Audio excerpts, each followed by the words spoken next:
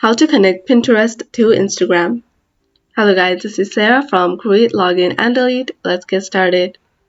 First, go to the official Pinterest website by typing pinterest.com and then click on this arrow at the top right corner and then click on Settings. You'll see this option of Claimed Accounts. Click on Claimed Accounts. So over here at the moment, you'll only see websites.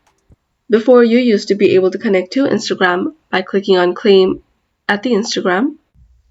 But right now, only website is available.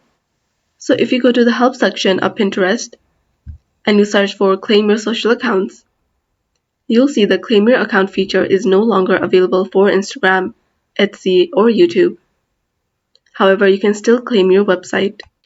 Now, it is no longer possible to claim your social accounts. However, any pins saved to Pinterest from your previously claimed social accounts will still be saved to Pinterest and will still be attributed to you.